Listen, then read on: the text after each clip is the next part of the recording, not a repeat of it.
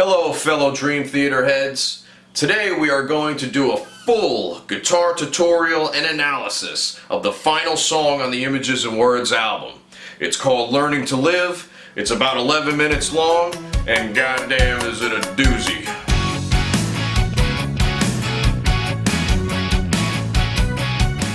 The keyboard introduction to Learning to Live always reminded me of a 1980s exercise tape. And I'm not talking just any old exercise tape. I mean an obscure one. One that your crazy uncle would have hiding in between his troll dolls and banana hammocks. Now let me show you what I'm talking about.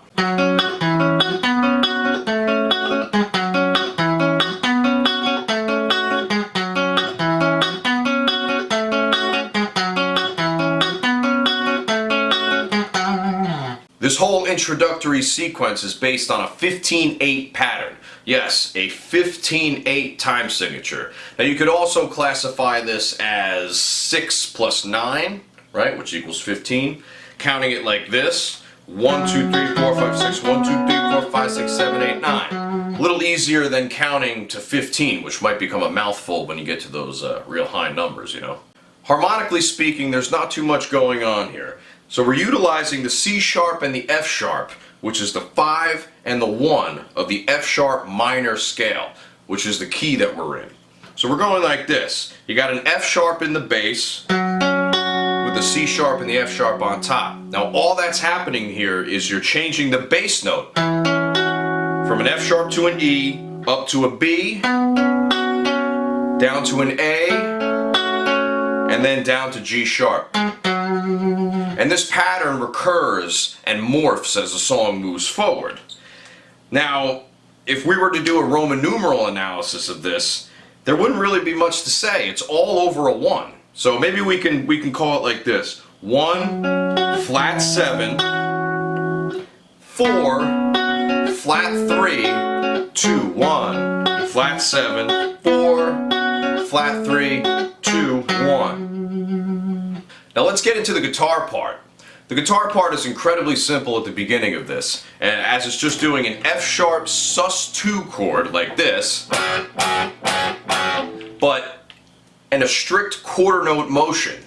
1, 2, 3, 4, 5, 6, 7, 8, right? Going all the way through the progression. Now, here's kind of what's happening here. We have the guitar being the quarter note counterpart to the keyboard's 8th note. So if we see the keyboard as being in 15/8, we can see the guitar as being in 15/4, because every time you play through 15 quarter notes, you're reset on a hard downbeat. Now here's a little detail about what's going on here. We have 8 downbeat quarter notes. 1, 2, 8. And then we have 7 upbeat quarter notes. And then once it hits the next set of 8, we're back on the downbeat. So it's 8 down, 7 up, creating 15 in total, right? Well, this is a pretty common device. It's called a hemiola. It's when you play 2 different times at once. And when you do the 15/4, the quarter note, once the 15/8 measure runs out, will keep on going and will turn into an upbeat, right? It will be syncopated rather than right on the downbeat. And this serves just to make things a little more interesting and, well, complicated. So let's hear what both the keyboard and the guitar parts sound like together. Now pay attention to where the guitar becomes offset with the downbeat of the keyboard.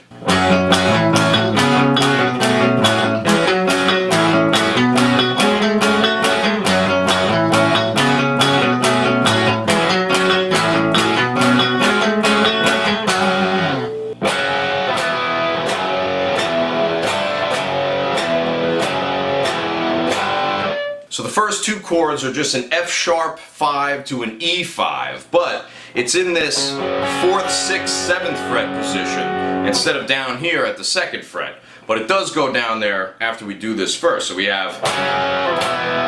So it's just continuing off from the first chord that we left on, right? We were on this chord. So naturally, a very easy place to start from would be here, which is exactly what happens, which is F sharp to E. Now that measure of 7 I like to separate into 3 and 4. The first F sharp and E being on the first 3 beats, and the F sharp E G being on the 4. Continuing on, we have this riff.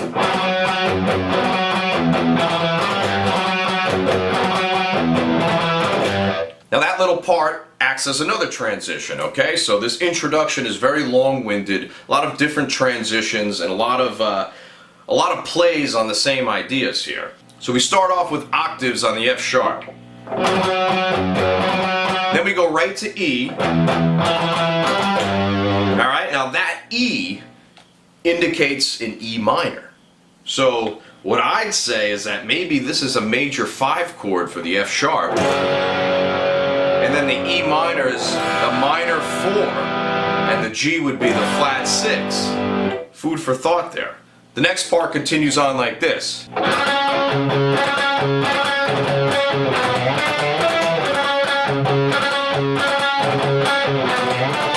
So we have C sharp, so we're actually on the dominant of the F sharp chord, so we're on the 5 at the moment, and we're dealing with sort of the same sequential idea.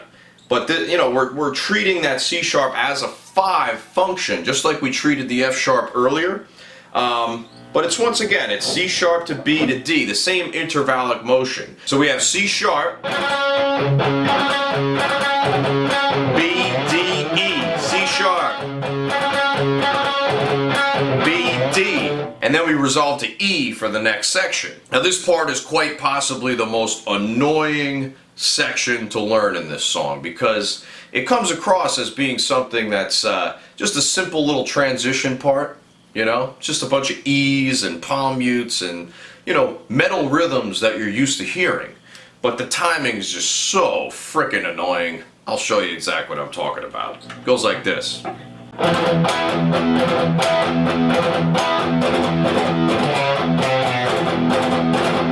You see what I mean? It's just a bunch of E palm mutes in between stupid motions, right? This part does not have to be there, but it absolutely does have to be there. It's learning to live here. We can't just change history because we want it to have a different result, right? Checkmate, communists. But let's take a look at these incredibly obnoxious time changes. So we go like this. I'll try to play it a little slow and count at the same time so you can get what I'm talking about. 1, 2, 3, 4, 5. 1, 2, 3, 4, 5. 1, 2, 3, 4. 1, 2, 3, 4, 5. 1, 2, 3. So you can see why that's so annoying. 2 measures of 5/8, followed by a measure of 4/4, followed by another measure of 5/8, and then followed by a measure of 3/4 to cap it off. And it doesn't really cap off anything because we're not even out of the introduction yet. So let's wrap up this introductory section and get into the keyboard solo so we can get into the first verse, huh?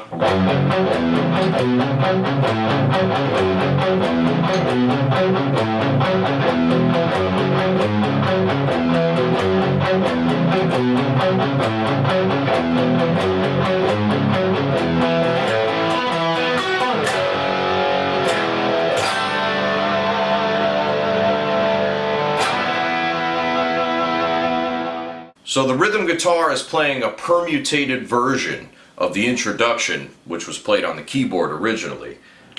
So this is another clever way of bringing back the same part but making it different. This is something that Dream Theater does very well, or they did very well in their early career, I'll say.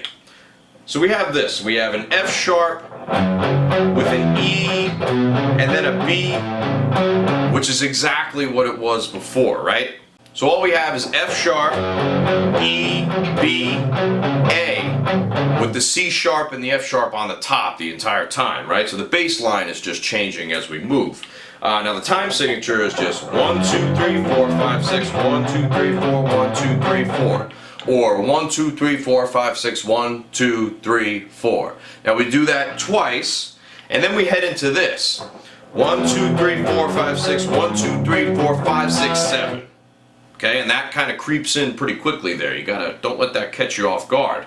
Then we come back to the other part. 1, 2, 3, 4, 5, 6, 1, 2, 3, 4, 1, 2, 3, 4. And then we do 1, 2, 3, 4, 5, 6, 1, 2, 3, 4, 5, 6, 7. Another measure of 7. 1, 2, 3, 4, 5, 6, 7. F sharp, B, G at fret, pointer on the second, and the ring on the third there. So we have G, D, A, and D. So that F sharp has the same functionality as before. 1, flat 7 to flat 2. Now, this G is a pivot chord used to get into E minor.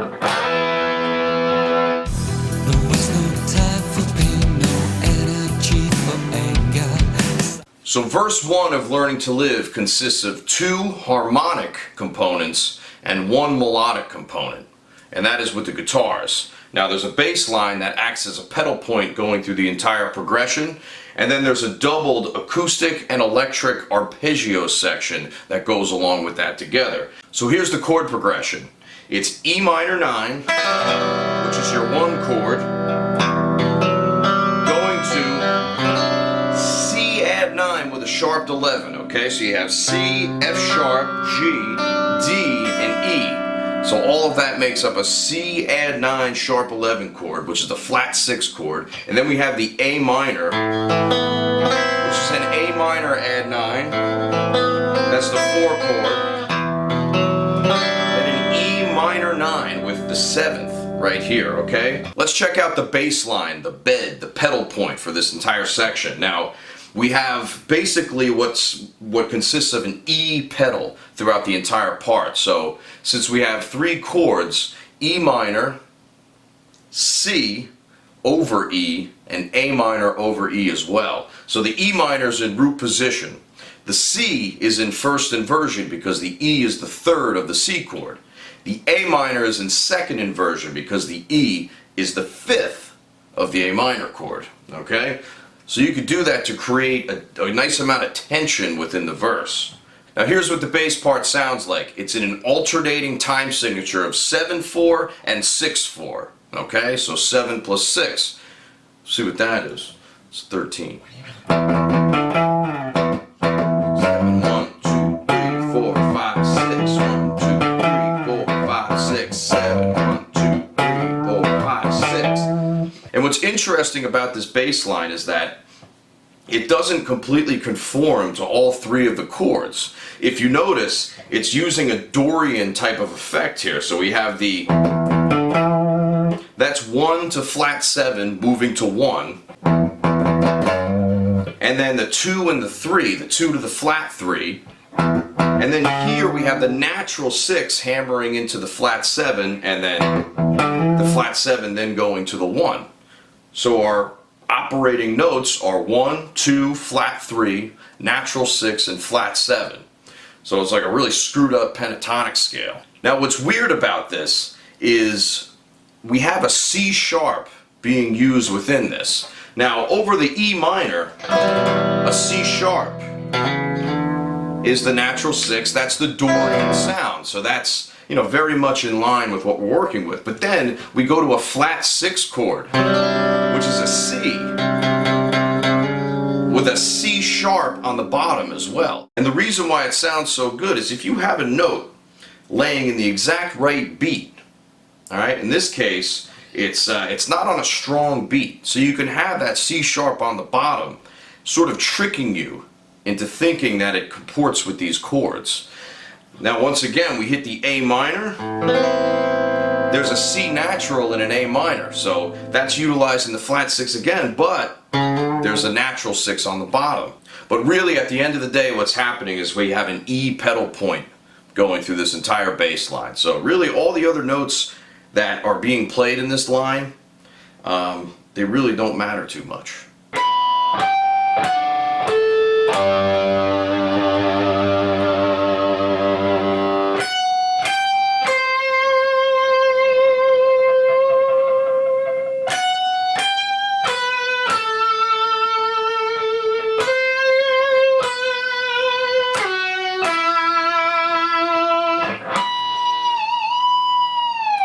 So the third component of the first verse is just a melodic guitar line that utilizes different notes of the E minor scale. Now, This relates a nice sort of counterpoint to the other section that the bass is playing. So the bass is playing in this Dorian type of thing, but the guitar part is remaining in a strict E minor progression as it uses the flat 6 pretty often. So let's check out the notes that we're using on here. So we have this harmonic, this natural harmonic run going at the beginning like this.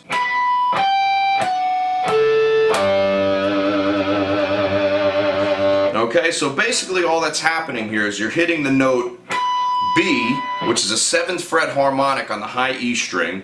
That makes it go up 1 full octave. So it's if you're playing this, the 19th fret of the E string. So you get this sound.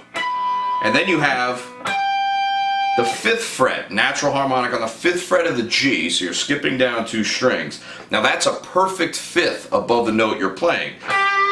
So it's actually, and up an octave as well. So it goes, so it's as if you're playing the 20th fret of the B string. Just like that. And then we have the 7th fret of the B, which is an F sharp, up the octave. And then the 7th fret of the D, which is an A. So if we're relating that to E minor, we have B, which is the 5th, G, which is the minor 3rd, F sharp, which is the 2 or the 9, and A, which is the 4th or the 11th. Okay, so very common chord tones being used here. The obviously the 5th and the minor 3rd are very self-explanatory, but that F sharp and A, very common chord extensions, especially when you're getting into jazz music. And Dream Theater, believe it or not, gets pretty jazzy. The last 2 harmonics go like this. It's just the 12th fret of the D and the G string, which are their own note because you're halfway through the guitar. That's how the overtone series works. Alright, so that's actually the minor 7th, the flat 7, and the minor 3rd together. Another very common configuration. So now we take a look at our first non-harmonic section. We're just going F sharp, G to C. Alright, that's 14th, 15th fret, and 13th fret of the B. The C is the flat 6, so you're hitting a hard downbeat C, which is just like the other guitar part. The other guitar part hits a downbeat C as well, but the bass is still playing that C sharp underneath. Don't forget how awesome that is. Okay, and then we anticipate A minor. We hit a B going down to an A. Now with an A minor, the B is the 2 and the A is the 1. So you're just going 2 to 1. Very common resolution. Then we continue on with a flat 3rd, a 2, and then once we hit the E minor, we have another 2 to 1 resolution. So never forget that the 2 to 1 resolution is incredibly common and you can use it to your advantage. Please use it. And then we end it off with this. So that's just a 4th fret harmonic, natural harmonic, on the G string, okay? It's as if you're going all the way up here to the 19th fret of the high E string. So that's a pretty big jump. 4th fret of the G, all the way up to the 19th fret. How are you going to get there without tripping? So let's hear what all 3 of those parts sound together. And then we're going to move on to the first chorus.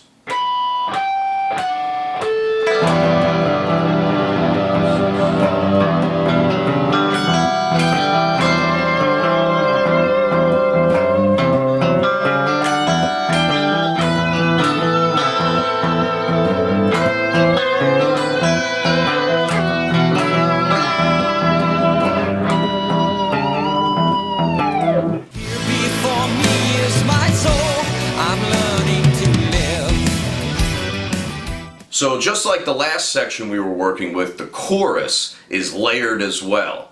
So we have, once again, the doubled electric and acoustic guitar playing one set of chords with a rhythm, and a dirty, distorted electric guitar playing power chords mostly, and a little lick in between. So let's check out what's going on with the clean guitar part.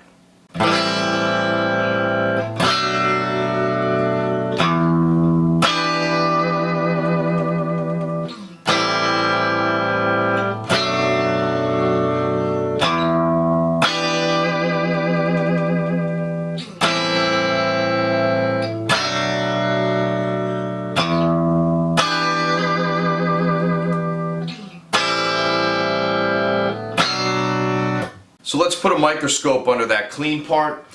pretty easy. So it's basically doing a 4-5-1 minor progression. So the chords go as such. We have a 1-4-5 progression in the key of E minor.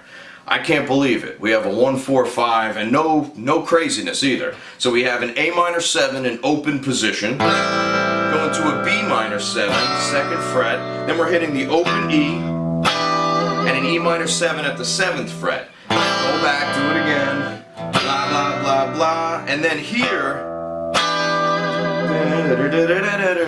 you have to listen for the rhythm going on in the background because the rhythm is incredibly tricky, okay? The other guitar is playing this. Alright, so that is a 1, 2, 3, 4, 5, 6, 1, 2, 3, 4, 5, 1, 2, 3, 4, 5, 6, 1, 2, 3, 4, 5, 6. So it's really a measure of 11 followed by another measure of 12, or just going back into the 6-8 timing that we had before. So we have 1, 2, 3, 4, 5, 6, 1, 2, 3, 4, 5, 6, 1, 2, 3, 4, 5, 6, 1, 2, 3, 4, 5, 6, 1, 2, 3, 4, 5, 1, 2, 3, 4, 5, 6, 1, 2, 3. So see, you have to hold it out for that smaller amount of time rather than playing, you know, 2 measures of 12. We have a measure of 11 and a measure of 12. Alright, and make sure you're hitting it on that exact accent. And that just continues to wrap up. It does that again, and then we hit A to B and we cut out. Now here's the distorted part.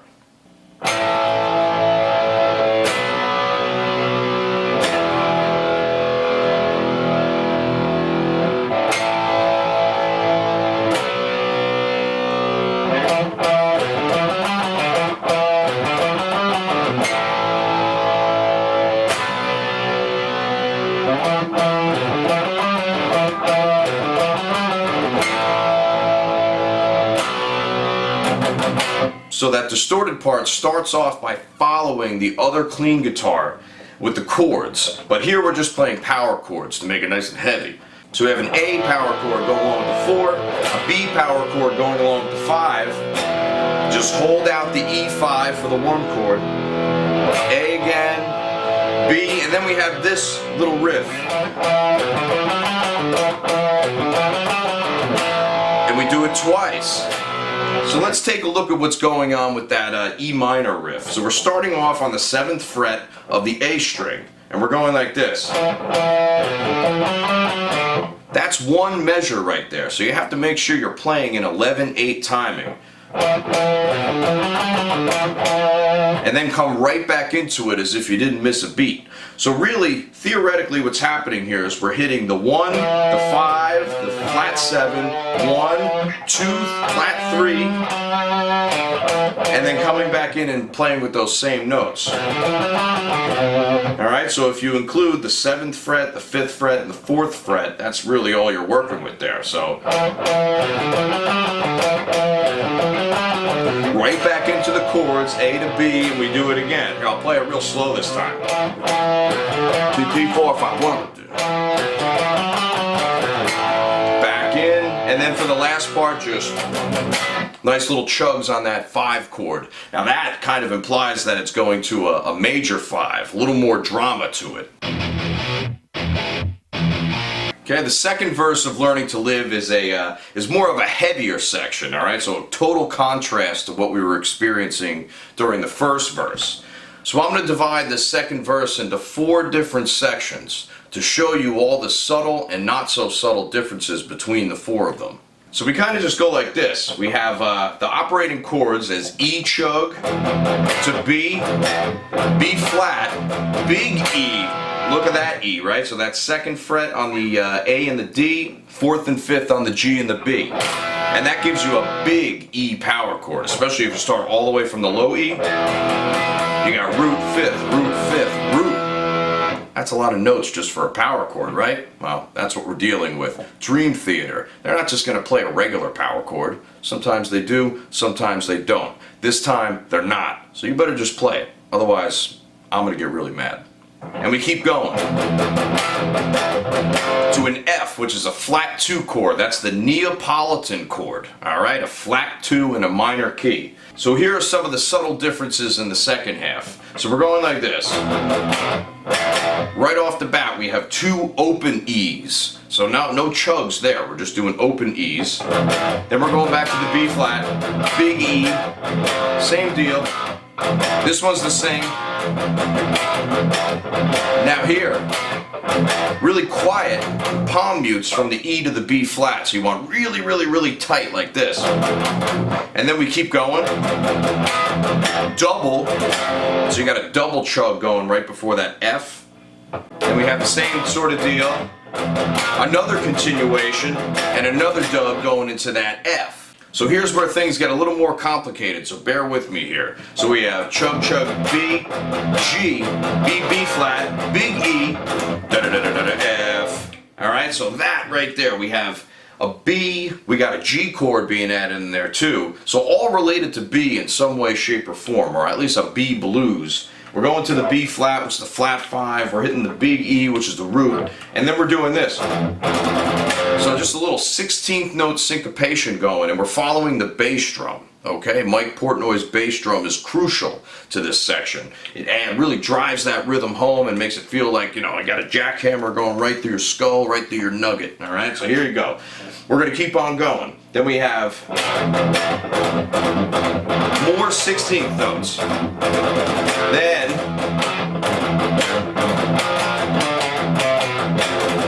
so let's dissect that a little bit. So we have, so you're just going from G, the minor third, down to the E, up to the B. Then you're going to hit a G, so the flat 3, to the flat 5, and then you're going like this. So you're actually setting up that flat 2 chord with a chromatic dissension. Now this chromatic part is reminiscent of that earlier transition that I was talking about before. The incredibly annoying one, that's the one I'm talking about. It outlines the flat 7, the natural 6, the flat 6, and the 5th. It's like Led Zeppelin's Dazed and Confused. Don't you forget it. The last section is based off the same principle here, but now we're adding even more 16th notes in between. So this part just gets busier and busier as it moves along, okay? So we're going like this.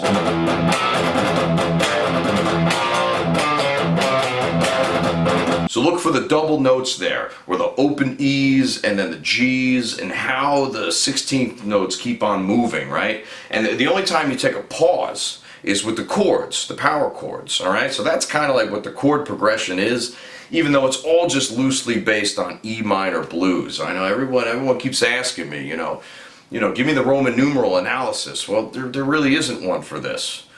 Now, if you want one, it's a 5, a flat 3, and a flat 5, but it's all power chords, so I couldn't tell you what they're trying to go for, right? And the James LaBrie's vocal is just going 1, flat 7,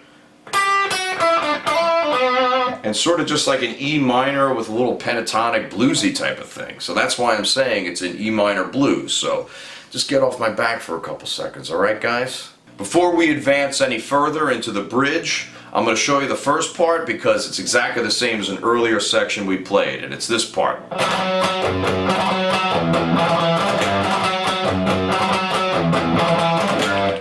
You play that 4 times. And you know what? Doesn't that sound familiar? It better sound familiar. If you weren't paying attention, I'm gonna you're done. You're out of here. Get off. Get out of here. No, I'm just kidding. Let's keep going. Keep going.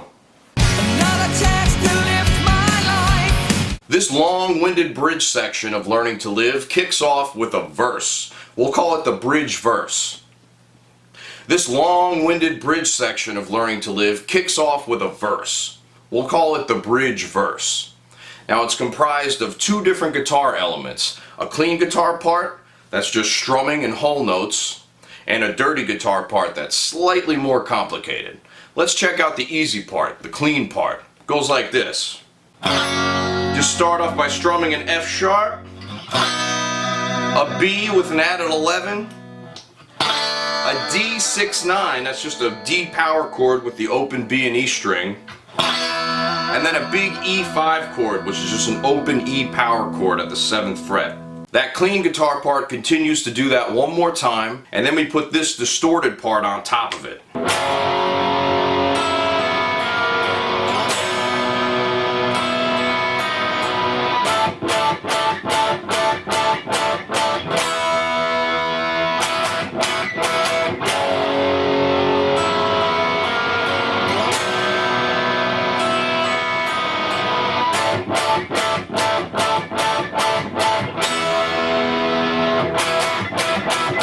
So there's really not too much difference.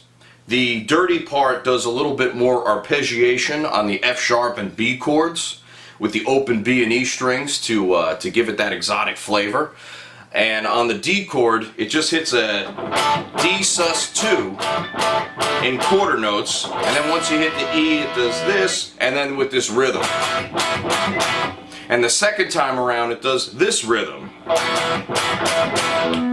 And that's about all you need to know in order to get through this section. Transitioning into the next part, we just hit the intro riff again, or one of the intro riffs, with the F sharp to E, going like that. And then we're into the next clean section.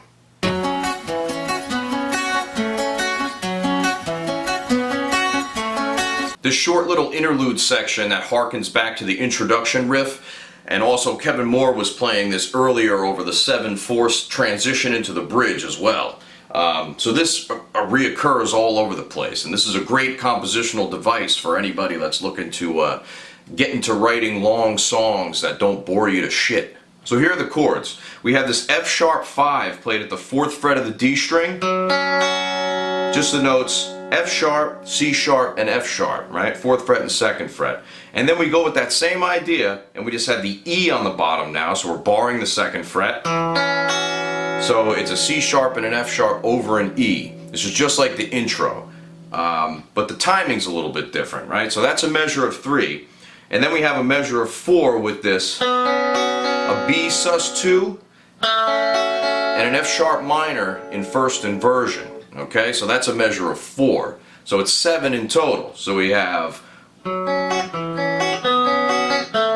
that twice, same chords, and then here we hit E, the same sort of deal. It's an E5 with an open B and E on top, and then F sharp again, and then we do this little G sharp on the bottom. Alright, so that actually creates a sus4 chord, right? A C sharp sus4, but it's really functioning as an F sharp. So you have the 2 in the bass, the 9 in the bass, and then we hit this real quick EB, which is an E5, so it's like a flat 7 transition.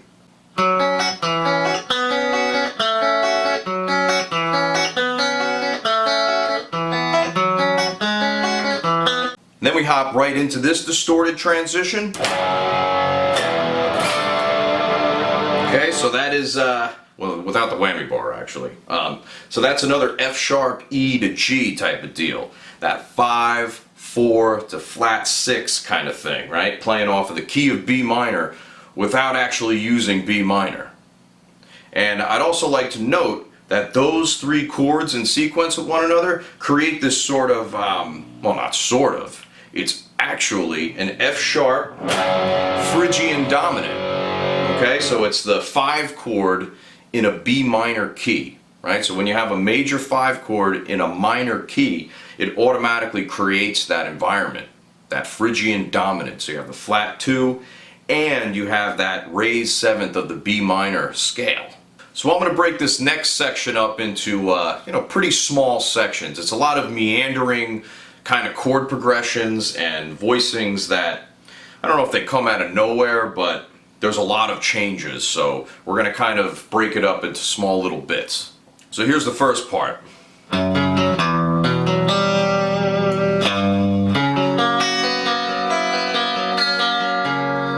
So it seems simple enough, right? We're acting on the same type of chord progression as before, so that major 5 with the F sharp, but we're only playing a power chord, and then we're going to E minor add 9, outlining that open G string and add a little wiggle to it, and then we hit the G down the octave, which is indicative of the same progression, right? When you're going, right? We've been doing that a lot throughout the song, so this is just another reinforcement of that same idea. And then we hit this, which is kind of a long-winded F sharp flat 7 with the added 11th arpeggio, except you're starting it on C sharp, so you can actually hit all those notes, right? I always thought that he was hitting the low F sharp for the longest time, but no. From that G, he goes right to C sharp. Okay? Yeah, not too much to say about that otherwise. Just make sure you're hitting all the right notes. Okay, the next part on the clean goes like this. F sharp to B, and then that little fancy thing. So that's an A, add 9 at the 5th fret, so you're hitting the open A string, 7th fret, 6th fret, open B, right? So you get the 1, 3, 9, 1, and then you're going down to this. So that's a major 7. Very nice sounding chord by itself, you know. It makes you wonder why they didn't hang on it a little longer. But hey, this is Dream Theater we're talking about. This stuff goes by in a flash. So we hit that, and then we go to C sharp minor 7, which is an open voicing on the 4th fret. Okay, so basically what's happening is we're doing the same 5 to 1, and then we're doing a flat 7 to a C sharp minor. Alright, now this could be considered a new 1, right? Or even better, I'm going to give you this one. It's a 2 chord that eventually leads into a B, or a B major type of fake out, which then eventually turns into an E. I'll explain in a sec. Before I get into that crazy analysis, let's check out this distorted part. So it basically just outlines the same chords. Now here you're just hitting, so you're not doing that high motion on the top. And that's the difference between the distorted and the clean guitar there. And honestly, those subtle differences do come across in the recording. You know, it makes it a little more enigmatic, a little more interesting, tougher to figure out. And that's what's special about a lot of these albums that were coming out during this time. I'm convinced that there was a serious renaissance that happened in the 90s that's sort of being acknowledged, but I don't think it's being acknowledged broadly enough. You do know that the 1990s, particularly the early 1990s, was the most bloated time for the music industry. So much money was flowing through there, and man, was there a lot of great stuff. Just for sake of completion, here's those two parts put together.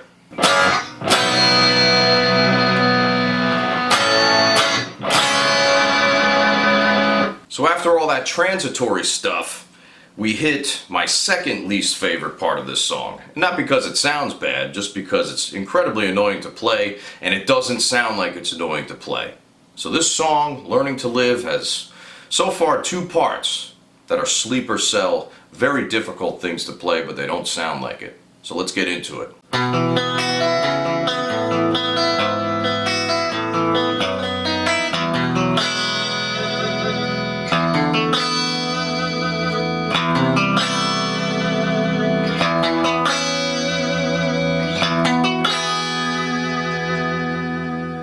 Okay, so another short little section here, and the chords move around a whole bunch, and I'll try to explain this as best as I possibly can. Now, so that is sort of this is actually an E chord, okay? Going to a C sharp minor 7, so that's an E over B. So remember when I said the C sharp minor could be a 2 chord? Well, this is kind of like a 1 chord as a B, but not. Okay, so the bass note is a B, as if that's where we're going, right? So we ended on C sharp minor, and typically in a song you would hear this, right? That's sort of the resolution, 2 to 1. So we have the C sharp minor 7, which goes to an E chord, but with a B in the bass. So it kind of fools you a little bit. The B major should be the 1 chord, but we're on an E chord with a B on the bottom. So that's a way to trick people into thinking you're going somewhere, but you're actually not. Alright, so we have the E, which I would say is the 1 chord in second inversion, going like this. Right? As an E add 9 arpeggio. And then you just keep that same formation with the bar at the 2nd fret, the ring at the 4th of the G, the pinky on the 5th of the B, and then we're going to move the middle finger into here to make a C sharp minor 7. You're just going to arpeggiate those 3 notes, and then you're going to go A add 9, so you just let go of the A string and just go up that arpeggio. So you have the A, the E, the B, and the E. Okay, so 1, 5, 9, 5.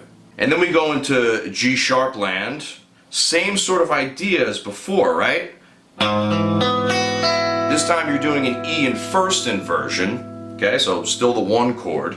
And then now A, E, and B, just those 3 notes. And then this F sharp, that's not really an F sharp. So we actually resolve to the B, but now the F sharp is in the bass, so we're getting all sorts of confused here. So they're sort of outlining this as an F sharp, like a 2 chord, but really it's like a 5 chord, which should be the 1 chord, going back into E add 9. Right? With that nice, beautiful, glassy arpeggio. Now this section's easy. We can just move this shape around. This is a D6-9 over E, so everything over E. And in relation to E, that's a flat 7 chord. Alright? Then we go to, that's a C6 with a major 7. Okay, so when you move this around, you can get some very interesting and exotic colors just by using the open B and E strings and, well, the low E as well. Alright, so that's your flat 6 chord. And then we head up to here, the 7th fret.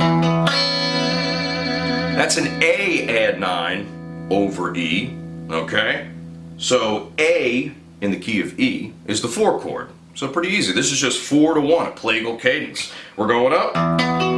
There's our 1. We just hit the first shape up the octave, right? Open, 14, 16, 13, bam, and a bam, and a whoa.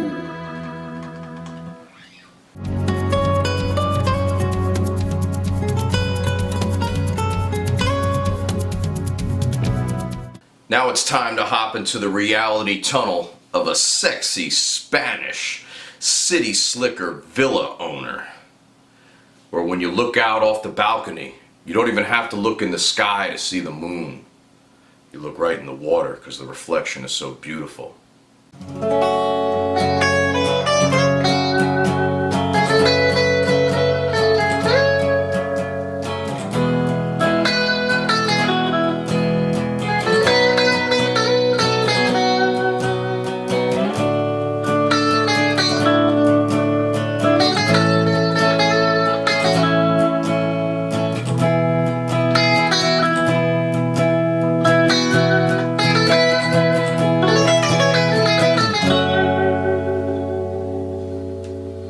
So the first chord is F sharp minor. It's our 1 chord. Okay? Second chord is an E major chord, which is our flat 7. Now the thing is about this E chord is that it's actually on top of a B bass note. So it's an E chord in second inversion, which then resolves very nicely into a B chord. Wow! It's like the reverse of the trickery that was going on earlier. And then we hit right into a D major, which is sort of that flat 6 type of thing, going to A, or you could even say it's the 4 chord of A major, and then we go to E, which is the flat 7 of F sharp minor, or the 5 chord to A, depending on what you're dealing with. However, I believe our perception should shift to F sharp minor, because that's where we end. Alright? A key center is typically always where it starts and where it ends. Now, chords can go all over the place, just like that D chord coming out of the B. But, yeah, always follow to where things are going, rather than where you are at the current moment, right? Always look into the future. We have clairvoyance like that as musicians. Now let's get into the lead. So, we're really on this simple sort of, classical style type of thing. So that's just dealing with that F sharp minor chord. You're just doing the 1, the 5, the 4, the flat 6, sliding into the 5, back down to the 1, and then we go. So that's all dealing with just notes in the first 5 or 6 of the F sharp minor scale. We're going up to B, which is the fourth, resolving to the flat third, 2, and then sliding up to the fifth. Then when we hit the E chord, we go. So that's just 1, 5, 4, 3, 2, 1, right? And you keep do it again. But this time on the resolution, that G sharp and A and B all become part of the B chord. So the G sharp is actually the 6, the A is the flat 7, the B is the 1, and then you come down to the 7th fret, which is the F sharp, which is the 5 of the B chord. So perfect resolution. And then once we hit the D chord, we're modulating, we're going. So this is like a Lydian type of effect. We have the 1, 5, sharp 4, 3, 2, 1. Just right down the scale. So it's super simple melody here.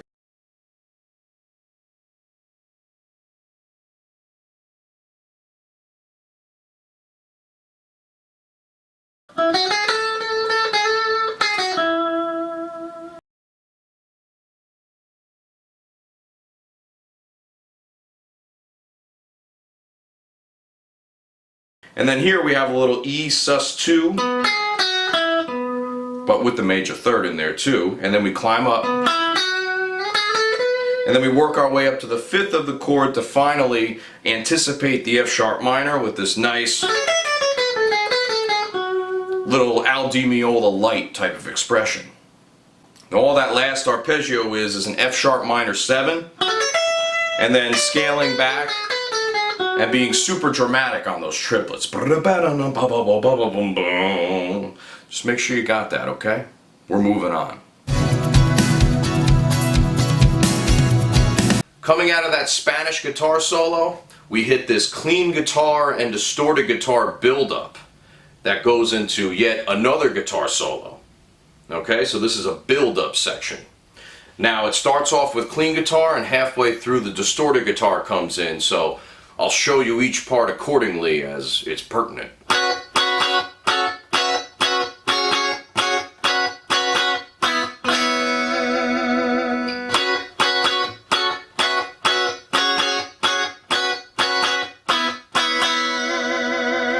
That first little section is played with only the clean guitar. So let's see what's going on here. So we have this F sharp sus4 going on at the 11th and 12th fret. And then we have it resolving to the F sharp minor, to just a regular F sharp minor triad. It actually looks like an A minor shape for any guitar savvy people out there. Hopefully that's all of you. So this is a stacked fourth voicing where everything is a perfect fourth, right? C sharp to F sharp, perfect fourth. F sharp to B, perfect fourth. B to E, perfect fourth. It's also called a chordal voicing. Quart, as in 4, right? Quarter. You get it. So we have all those notes creating a minor 7 with a sus4. And then we go to here. So that's the top of an F sharp sus2. We have the C sharp, F sharp, G sharp, which is the 2, and the C sharp up top, which is the double of the 5th. Alright? Then we come back around with the F sharp sus4, but then immediately we go to this. So this is an E5, but we're playing it as a perfect fourth interval along with the open B string, okay? And then we're going to add the 6th on top of that. So that's a C sharp on the high E string and give it a nice whammy. Whammy. Okay, and then the second time around we do it again. Same exact chords. Except you hit that last chord 2 times instead of 1, but give it the same amount of whammy. The distorted electric guitar comes in with a single line melody with some rhythmic in between. So we have this.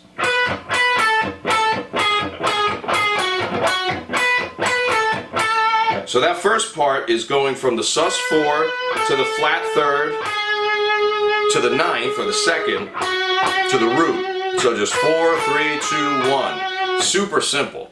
Almost like we're about to start playing Danger Zone. And we keep going. So that's just a play on the first half where we're going descending down from the 4th, 4, flat 3, and then for this we're going 2, 3, flat 7 with that nice leap, that perfect fifth leap. Very emotive, very emotional. So that last part is a 3, 2, 1, 5. Now that's acting upon the regular F sharp minor triad that looks like an A minor. You can play that on an A minor if you transpose it, right? Okay, and then we head into basically what becomes a double of the clean part with a slightly different ending. So here we go. Same. Then here, hold out perfect fourths. So the only difference there is that we're going F sharp, E, F sharp, E, open B, and then that 9th fret on the high E string in that rhythm, right? So you're creating that E6 chord with the open B.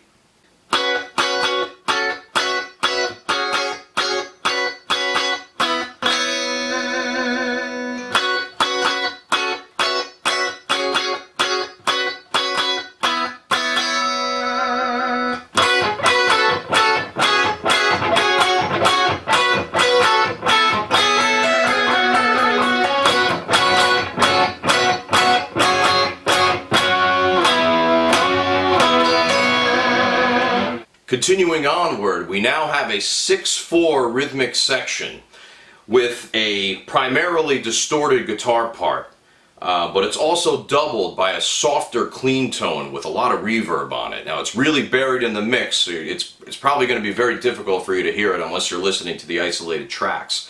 But what that part does is just acts as a coloring agent, right? Just to color in the mix a little bit to fill it out and make it a little more cloudy. So we start the section with this stretchy type of chord. We're actually rooted on the, well not rooted, but we're on the 9th fret of the A string, which is an F sharp. And then we have the 7th fret of the G, and we arpeggiate it like this. Do it 4 times. Then we play this fast 16th note picking section over that same type of rhythm.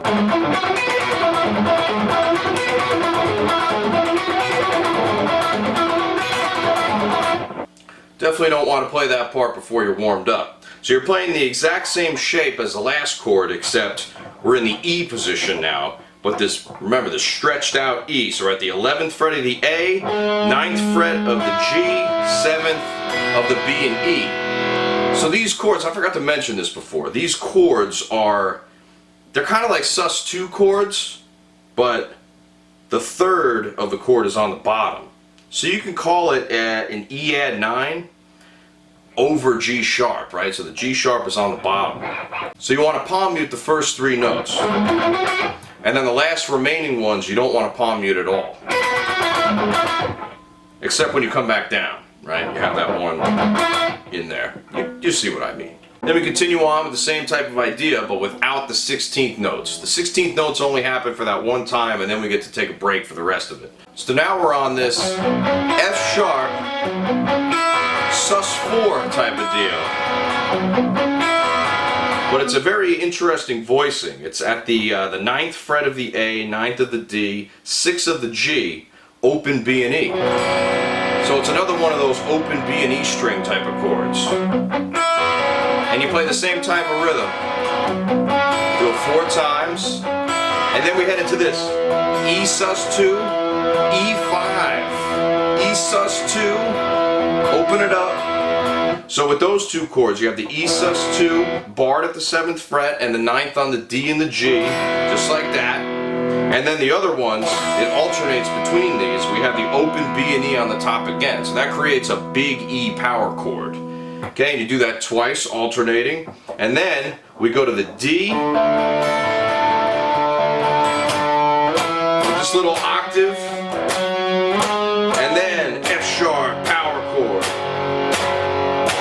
And we hold just in time for the guitar solo. Now before we get into the guitar solo, let's take a look at what the clean guitar is doing. And I'm going to kind of play through it as it is, and all of the same things still apply here. So nice and soft.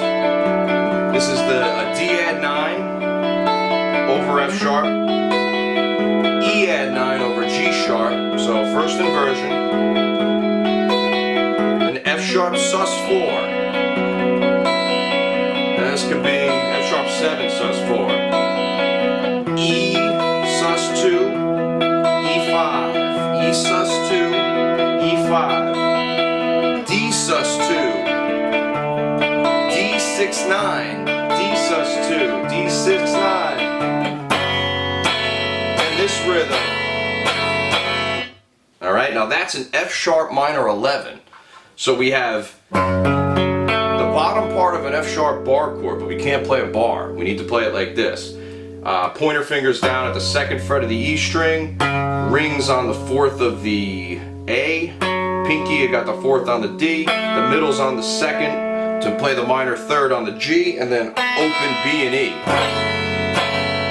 So once again, we have that open B and E string acting as an exotification machine. Exotification machine, remember that.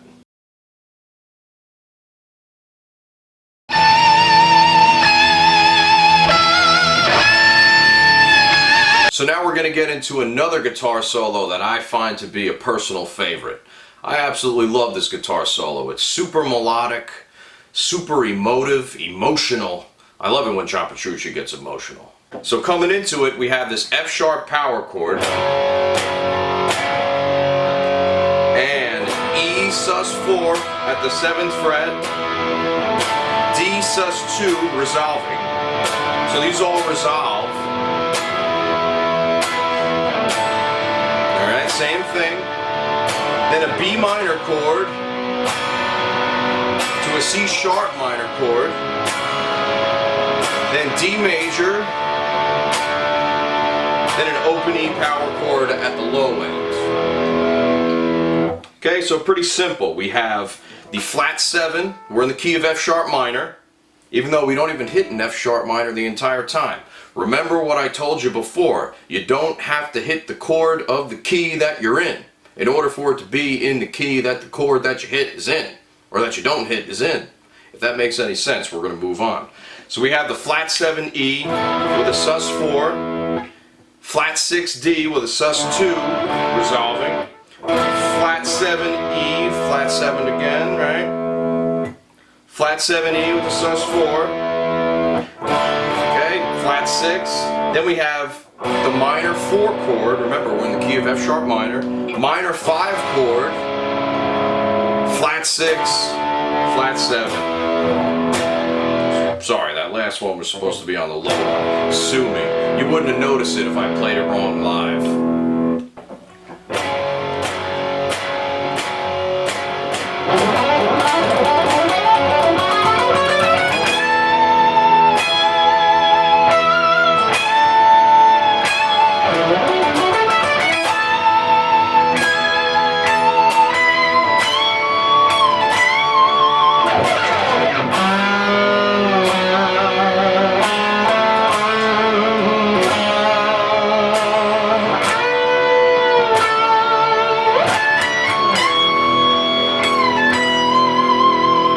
So let's tackle the actual solo now. So we're starting off on this F sharp minor scale, right? And we're doing it with 16th note triplets. So the first 6 notes of the F sharp minor scale like this, and then we go up to the 2nd scale degree and go up another 6. And then what you do is you repeat that 2nd 6, and then you come down to the 5th scale degree, or the 11th fret, and you go up another 6 notes. Right? So we have, I'll play that slow. That's 4 beats. Before you hit the slower triplets, the 8th note triplet section, which goes like this. And then we hit that high melody note up top at the half step bend. All the notes comport to an F sharp minor scale. Now real quick, let's just go over what those notes are. The notes in an F sharp minor scale are F sharp, G sharp, A, B, C sharp, D, E, and then F sharp as the octave. So you have a total of how many sharps? 3. Do not forget how many sharps that you have in a key when you're trying to deal with it, because it's going to make your life so much easier if you know how many sharps there are. So we have this lick, okay, and then we're coming up, bend up the G sharp at that high 16th fret.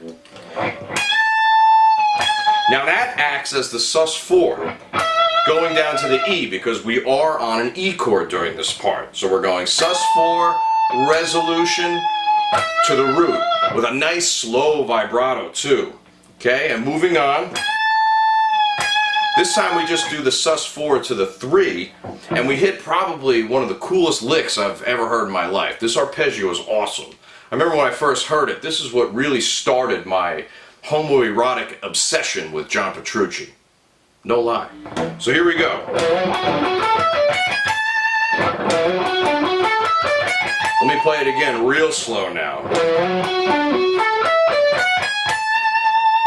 So this basically starts off with a slide from the low E string, 12th fret to the 14th, going from E to F sharp. So that's a 2 to 3 resolution, right? Because we're on a D chord. Then we're going up an octave, so another third. Now we hit the root here. Okay, a nice just D major arpeggio right there, 1, 3, 5. And then, that's the 17th to the 15th fret, that's E to D. So that's a 2 to 1 resolution. Okay, so at the bottom we have 2 to 3. And up here we have 2 to 1. Now it's interesting how this works, because when you do a resolution lower, and it's completely different than the one you're doing up top, it really manages to mix it up a little bit. Not just a little bit, it mixes it up a lot of bit. This part's awesome, I love it. And then we just go again with the 1, 2, 3. This time we're not bending, we're just coming into it. And then here, that bend happens over the D chord, right? So you're bending into the major 7th, okay, of the D chord. So from B to C sharp, you're releasing it and coming into the 5th, and then bending back up to the major 7th C sharp, and we're all the way up at the 19th fret. Then we do a pick slide. Now here's where we hit the B minor chord.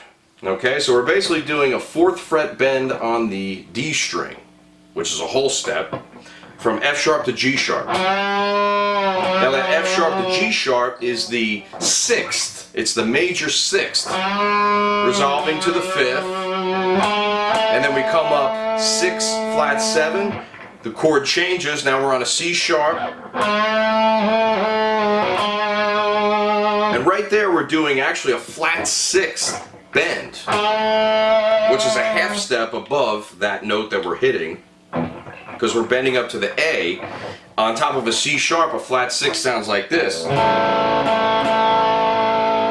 So it adds a little bit of tension to it.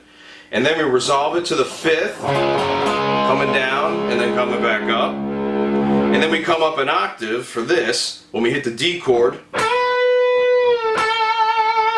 So that's really just a 6 to a 5, 12th fret to 10th fret, B to A. All these associations that I'm running through are incredibly beneficial to know if you're A, a composer, B, a guitar player in general, or 3, a musician, dum-dum. Then we go up top here.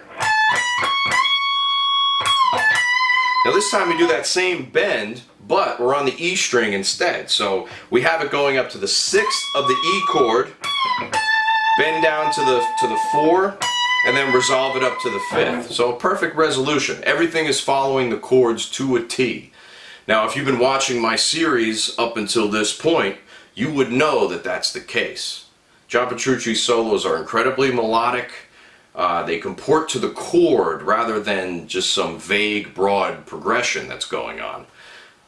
So that's one of the things, one of the strengths that he plays to very often, and he really shines as a guitar player, especially on this album. Wasn't that solo awesome? Didn't you want to just hear that all day and play it over and over again? Well, we can't. We got a live audience in front of us. We got to play this whole song through without any stopping at all. Now let's check out this next transition. Now I'm not going to say too much about this next part, but it goes from a D sus2 to an E, back to a D sus2. Now the interesting part is that this D turns into a flat 7 by the last time it comes around, because it actually modulates into an E minor right after this with the riff that's coming up.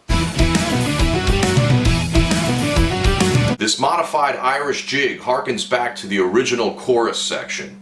It plays it in a relatively simplistic way though, being in 12/8 time. So here's the first part of it.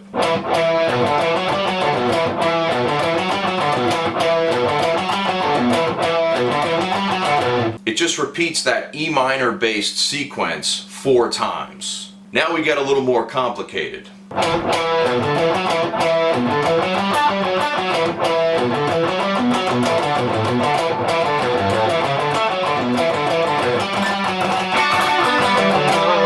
The first little bit here starts with a measure of 6/8, so you have the triplet feel, 1, 2, 3, 4, 5, 6. Now the next measure of 2/8 or 1/4 is just a 1/2. Okay, so you're really going from a triplet to duplet kind of thing. So 1, 2, 3, 4, 5, 6, 1, 2. Then we hit with this measure of 12/8. And those last 2 notes, the 7th fret of the G and the 4th fret of the D, are another measure of 2/8, or that single quarter note. So you have a triplet rhythm, 1, 2, 3, 4, 5, 6, and then all of a sudden you do a double. You do 2 instead of 3. So you have 1, 2, 3, 1, 2, 3, 1, 2, 1, 2, 3, 1, 2, 3, 1, 2, 3, 1, 2, 3, 1, 2. Okay, and that's what causes that little jarring, that little jerking reaction that you get. This is why you can't dance to this. If you dance to this, you're going to die. Recapping that first part, pay attention to those measures of 2/8, 1, 2, 1, 2. That's sort of the key to getting in and out of these different triplet and duplet type of meters. We come out of that with a 6/8, 2/8, 2/4 type of deal. So a triplet measure, and then duplet, duplet, duplet, and then a measure of 6 to come out of that. Okay, so just follow along with the triplets and duplets, and this will not be a problem. So far, harmonically, we've just been in a strict E minor, so I'm not going to really touch on that too much. Here we have just a measure of 12/8 followed by a duplet. Those last 2 notes were the duplet, 2/8. And then we hit a measure of 5, 1, 2, 3, 4, 5. And this measure of 9, 7, 8, 9. And then right back into the duplet. And there's a little harmony bit that happens right on that last little part. So we're going. So it's on the 3rd beat of the 9 measure. So you have 1, 2, 3, 4, 5, 6. And then you follow right along with the other part. So lots of time changes, but everything basically stays in E minor. It hits a Dorian once with the C sharp in there. Right? And then that's a B minor 7. Little transition. E minor 7. Now Kevin Moore goes solo for the reprise of Wait for Sleep. When it comes in the second time, that's when the guitar enters. Now, let's take a look at the time signatures that are happening with Kevin Moore's keyboard part, right? 1, 2, 3, 4, 5, 1, 2, 3, 4, 5, 1, 2, 3, 4, 5, 1, 2, 3, 4, 1, 2, 3, 4, 5, 6, 1, 2, 3, 4, 5, 6, 1, 2, 3, 4, 5, 6, 1, 2, 3, 4. Now all of that together is 41 beats. Now the reason why this is important is because the guitar part is in a completely different timing. So it's exhibiting another example of a hemiola. So the guitar is playing a sequence of 8 notes, just like this. And it does that 5 times and then adds 1 extra note at the end. So what happens when you multiply 8 times 5? You get 40. What happens when you add 1 to 40? You get 41. So let me play this part for you.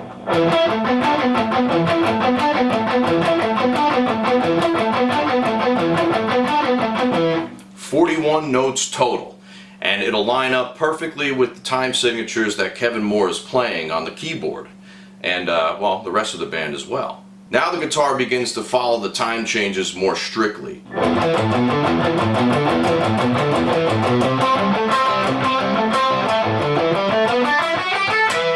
So just like before, we have our 3 measures of 5/8, 4, 5, 1, 2, 3, 4, 5, 1, 2, 3, 4, 5, followed by a measure of 4, and then we hit into this C chord. So we're off the E minor for once. 1, 2, 3, 4, 5, 6, 1, 2, 3, 4, 5, 6, 1, 2, 3, 4, 5, 6, boom!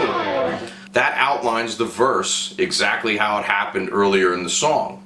Now this is a very compositionally useful piece of information because this is keeping some continuity from this section to the earlier section. So we don't just have this big mess of an 11 minutes happening.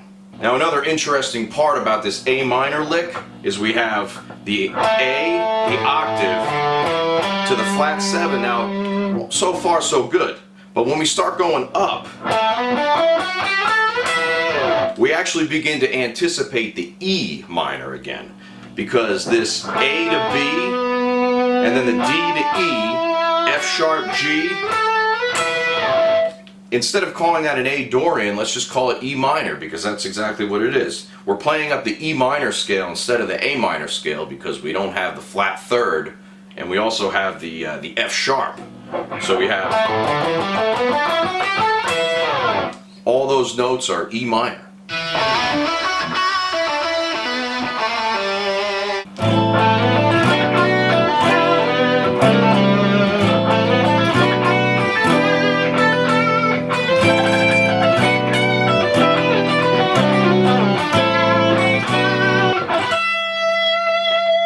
So before diving in how to actually play guitar solo number 3, let's take a listen to the bass part on the isolated track so you can see how it sort of mimics the Wait for Sleep section during this part.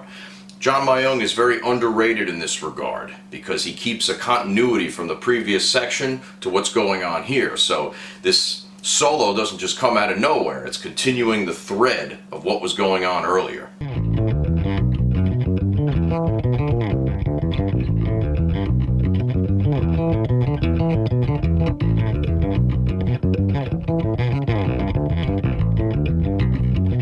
The chord progression that goes on underneath the guitar solo played by the keyboards is a 4-5-1 and flat 6 in E minor. So it's kind of like the chord progression of the chorus earlier in the song. So we have A minor, B minor, E minor, C, A minor, B minor, E minor, blah, blah, blah. Then it goes on to repeat one more time. Let's check out section 1 of that guitar solo. So the first thing that's happening there is a build-up, a lead into the B minor 7 chord. So we start on the A minor chord and we go like this. We're actually playing something that resembles a B minor pentatonic scale sliding into the top note there. So we have A, B, D, E, and then into the F sharp for the B minor. Coming out of that we hit this. Now that's on top of the E minor chord, and that's just 1 flat 7 pentatonic stuff, and then sliding into the 5th of the chord. And then here on the C chord we have this.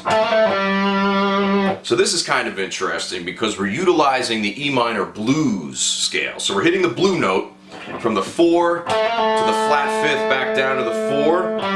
And then hitting the flat 3rd. Now that's if you're thinking in the context of E minor, but in the context of C, it's a 6, a flat 7, down to a 6, resolving to the 5th, okay? So it's a sneaky way of putting hot cross buns into a song that doesn't sound like it at all.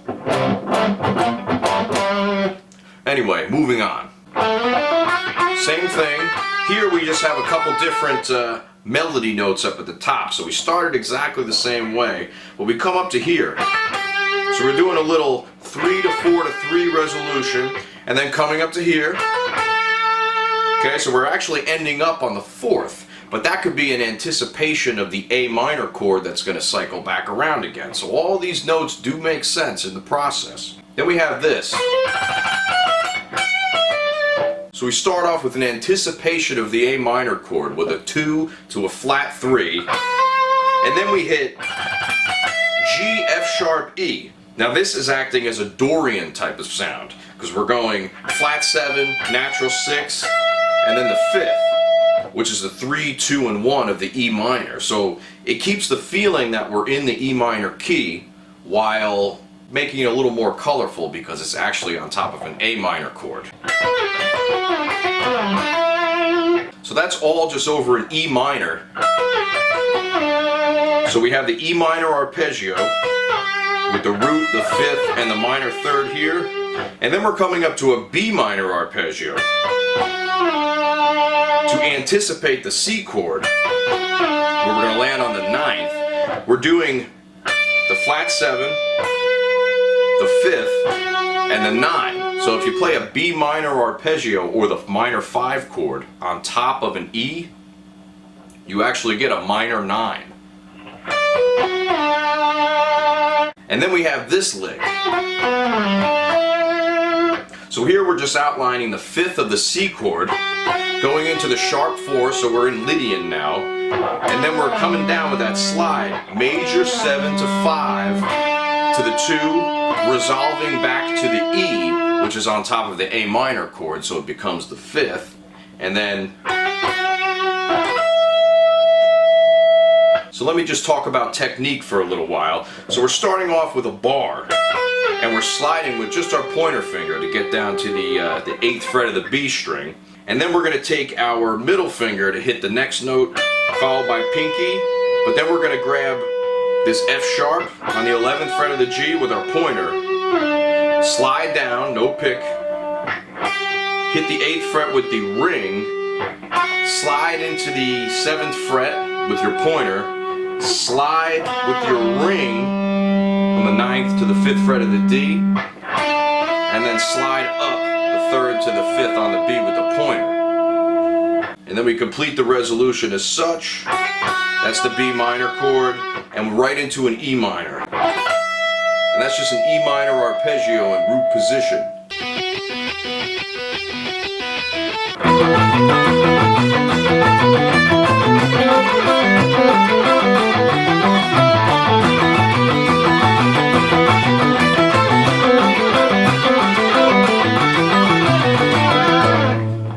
Coming out of that jazzy solo, we hit a second Wait for Sleep reprise.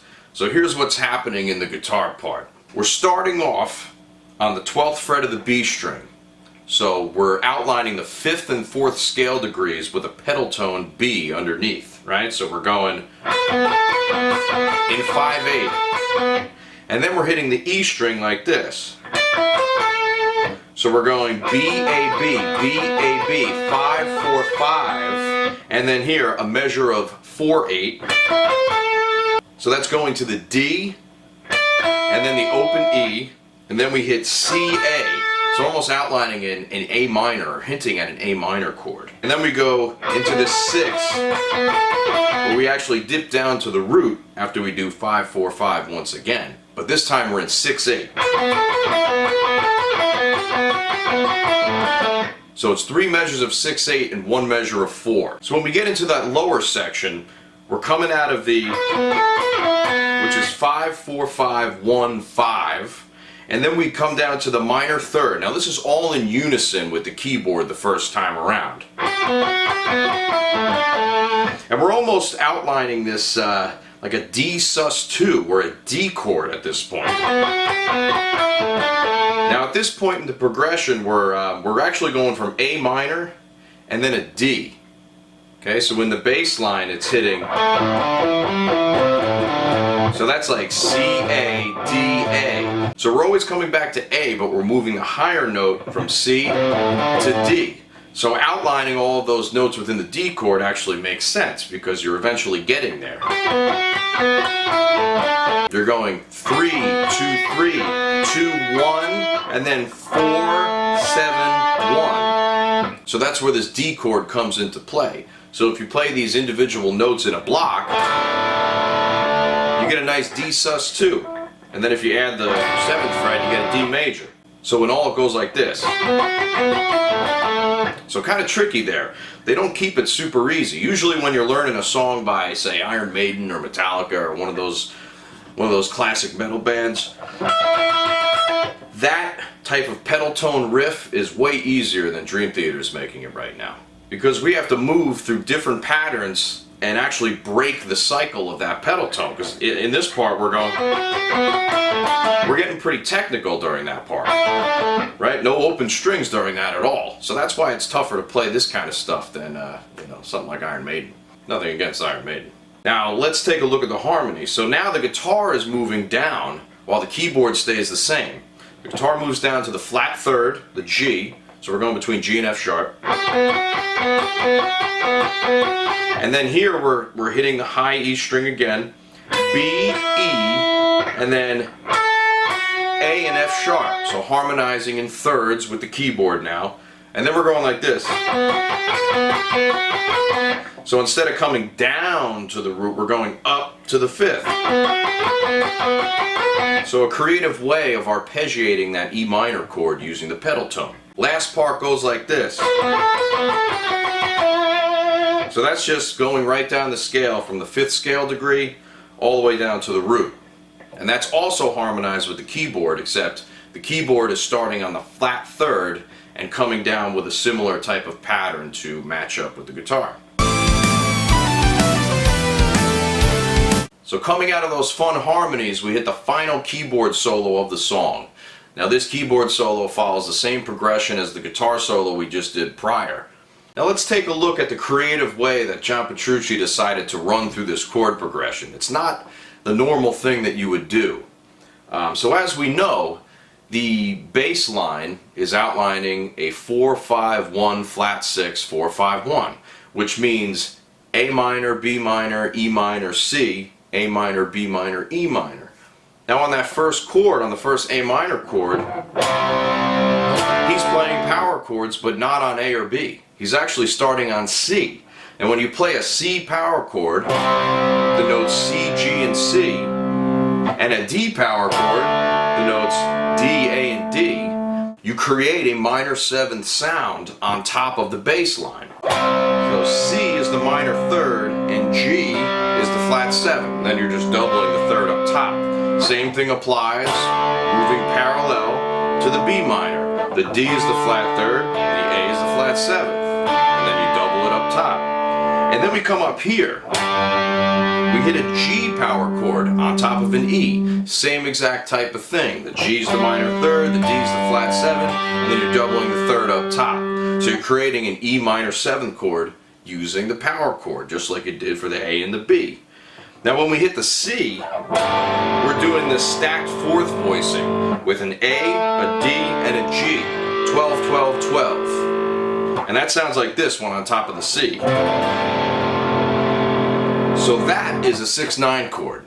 Another 69. How many 69s have there been in this song? How many 69s are there going to be in this album? Someone's going to have to call the cops. So the second time around, the progression goes like this. Same sort of chords, right? Same thing here.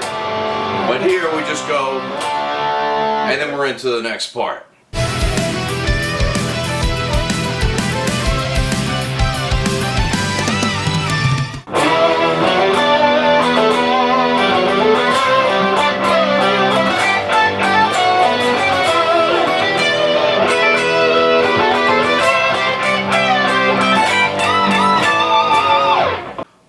So we finally reached the last portion of the instrumental break. This is the final part before the last chorus, so we're almost done here.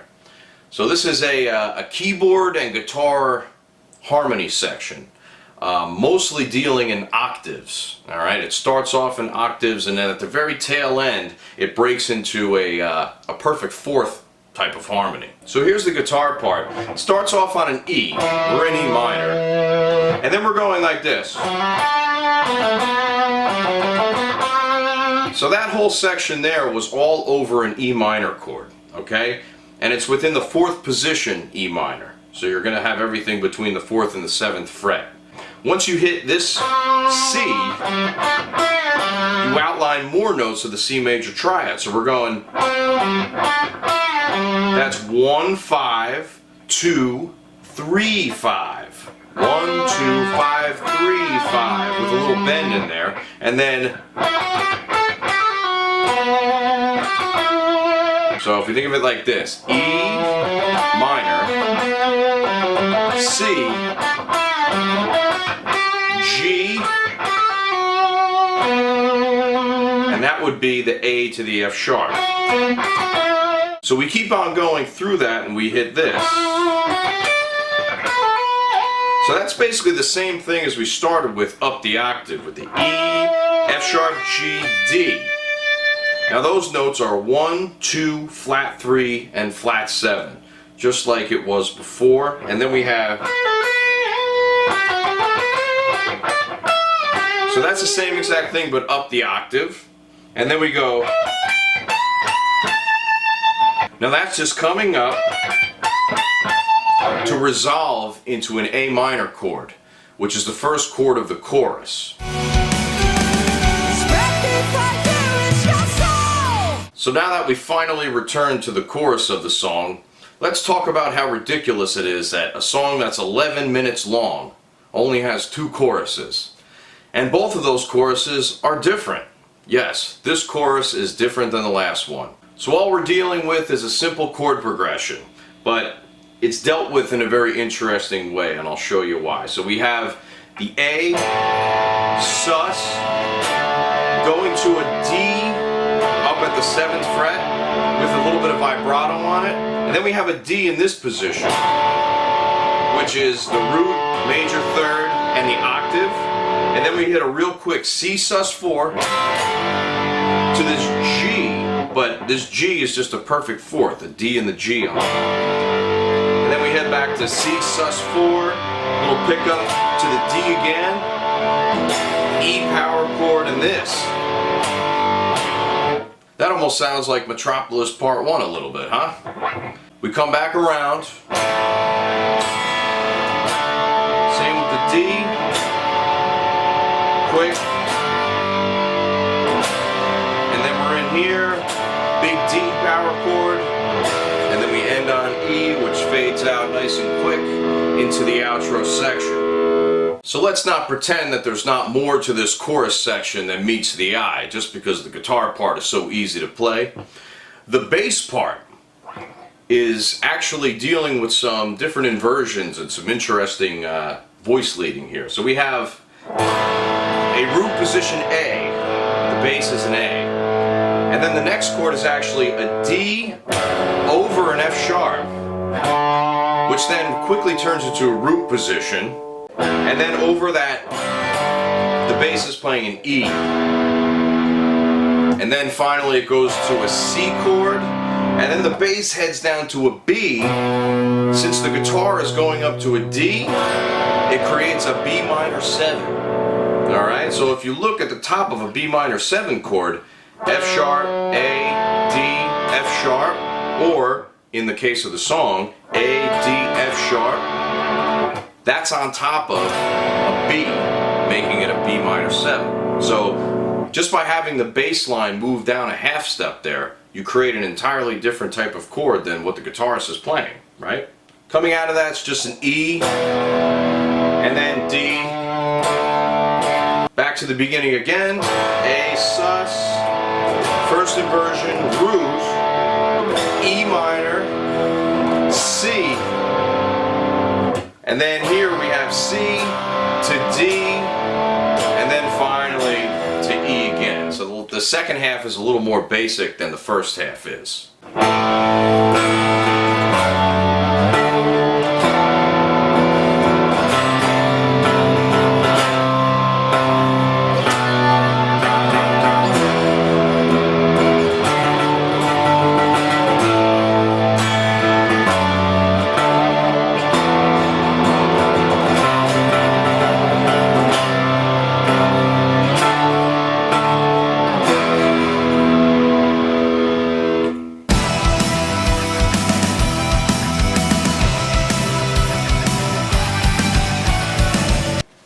So we finally made it to the outro section of Learning to Live. This section is not too complicated, but it is layered. So we're going to go over each of the layers that come in as the song fades out. So we start with the bass line. It starts off on this E minor. So you're dealing with the root and the minor third, and then you do it again. But you're doing this within a changing meter. 12/8, 1, 2, 3, 4, 5, 6, 4, 5, 6, 7, 8. 1, 2, 3, 4, 5, 6, 7, 8, 9. And 9/8. So you have 12/8 and 9/8 in sequence. So we're going like this. 2, 3 to C, G, A, F sharp. Start it again and just repeat until it fades out. The second layer of this is the rhythm guitar that comes in. It's a clean guitar dealing with an open E from the flat 7 to the root, and an open G as the flat 3. So we're pretty much doing exactly the same thing as the bass line, except the bass isn't doing the hammer on. And then we go, which is a C add 9, sort of power chord type of thing. We have 3, 5, and 7th fret, C, G, D, and then we hit the G down here, and that's our 5th fret harmonics, natural harmonics, on the G and the D strings. Okay? We go on to repeat, same thing, and then low G, and then perfect fourths going from the 5th fret to the 7th and down to the 4th. Now the way that you want to play those is you want to hit the first one and then slide them through. Right? So only pick once on the very first set of perfect fourths on the 5th fret of the A and the D. So once we go through that clean guitar part once, the distorted guitar comes in right after. It builds up in intensity. So we have an E power chord, 1, 2, 3, and C, G, A, F sharp. Again, this is the 1 chord, 1, 2, 3, flat 6 chord, G, A, and the very last element we have to add is this natural harmonic distorted guitar section. So we're starting at the 12th fret with natural harmonics, root 5th, 9 flat 7, to 5, which is the 5th fret of the G string. And what's cool about the 5th and the 7th fret of the B string, so you have the 5th fret of the G string and the 7th fret of the B, is that it creates a minor second interval, so it actually creates a bit of a dissonance. And then we come back to the 7th fret of the G right after we're done with that. And those notes just follow an 8th note rhythm. Alright, so as long as you stay along with that rhythm, this isn't going to be a problem for you. And I gotta say, this is a great way to cap off this album. You know, it's just an epic, amazing sounding, melodic, and it's just beautiful, you know. That's what this whole thing is like. It's just a beautiful work of art, and Dream Theater deserves praise for this, absolutely. In celebration of this praise, enjoy all of those layered sections on top of each other for a full recap of the outro. Enjoy this.